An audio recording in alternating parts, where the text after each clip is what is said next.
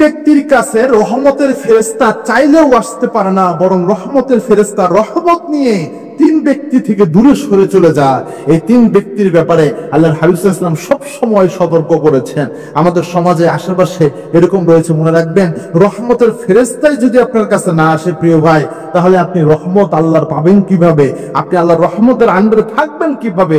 এই জন্য এই তিনটা বিষয় খুব মারাত্মক। এক নাম্বার হচ্ছে, কোন ব্যক্তি যদি সিগারেট খায় অথবা নেশাদার দ্রব্য জিনিস পান করে, তাহলে তার কাছ থেকে রহমতের ফেরেশতা দূরে সরে যায়। আপনি মানেন আর না মানেন, সিগারেট কিন্তু মারাত্মক দুর্গন্ধ জাতীয় একটি জিনিস।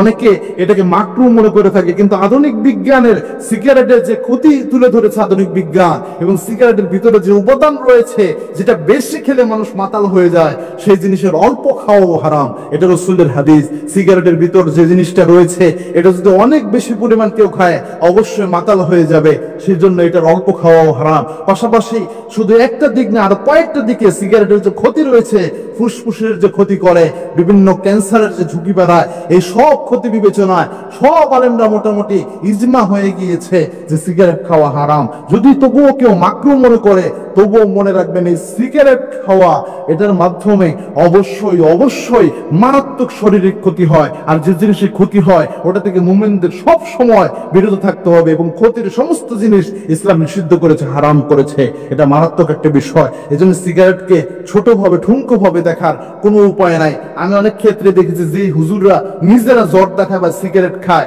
তারাই এইগুলার ক্ষেত্রে অনেক সময় মাকরুহ ফতোয়া দেয়। আগে আধুনিক বিজ্ঞান যখন আগায়া ছিল না, তখন এই ফতোয়া অনেকেই মানত, কিন্তু বর্তমানে এই ফতোয়ার কোনো সুযোগ নাই। এজন্য সিগারেট খাইলে কেন রহমতের ফেরেশতা আসে না? একটা হাদিস দেখেন, জাবের রাদিয়াল্লাহু তাআলা হাদিস বর্ণনা করেছেন, আল্লাহর হাবিব সাল্লাল্লাহু আলাইহি ওয়াসাল্লাম একদিন ঘোষণা দিলেন, তোমরা যারা পেঁয়াজ খাবা, কাঁচা পেঁয়াজ খাওয়া অবস্থায় তোমরা মসজিদে আসবা না।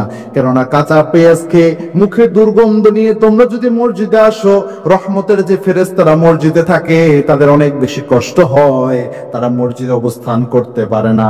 এই জন্য কাঁচা পেঁয়াজের যে একটা দুর্গন্ধ আছে, এটা নিয়েই মসজিদে আসলে রহমতের ফেরেশতারা চলে যায়, কষ্ট হয় তাদের, তো তাই তারা এই কষ্ট সহ্য করতে পারে না।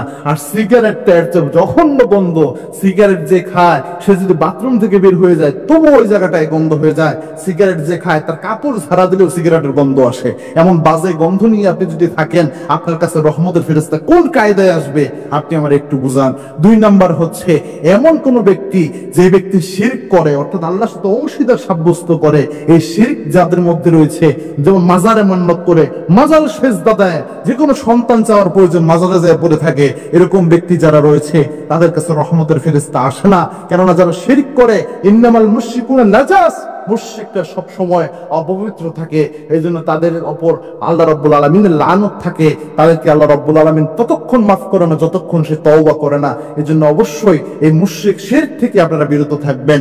তিন নাম্বার, অবশ্যই অবশ্যই যে জিনিসটা থেকে বিরত থাকতে হবে সেটা হচ্ছে স্বামী এবং স্ত্রী স্বাভাবিক যে স্বাভাবিক শারীরিক সম্পর্ক, এটার পর যে অবস্থাটা অপবিত্র অবস্থাটা থাকে, যদিও ইমানদার অপবিত্র হয় না, যে জুনুবি অবস্থাটা থাকে, এই অবস্থায় যত দ্রুত সম্ভব আপনারা পবিত্র গোসল করে ফেলবেন। কেননা এই অবস্থায় অনেক সময় ফেরেশতা, রহমতের ফেরেশতা আপনার কাছে আসতে পারে না, কেননা ওই সময় আপনার শরীরটা স্বাভাবিকভাবে তুহুর বা পবিত্র অবস্থায় থাকে না, যে স্বাভাবিক হুকমি তুহুরাত এটা আপনার শরীরে থাকে না। সুতরাং আমাদের উচিত হচ্ছে অবশ্যই তিন অবস্থা থেকে বেঁচে থাকা, তিন অবস্থায় সবচেয়ে সতর্ক থাকা। আল্লাহ রাব্বুল আলামিন এটা বুঝার তৌফিক আমাদের সকলকে দান করুন, আল্লাহুম্মা আমিন।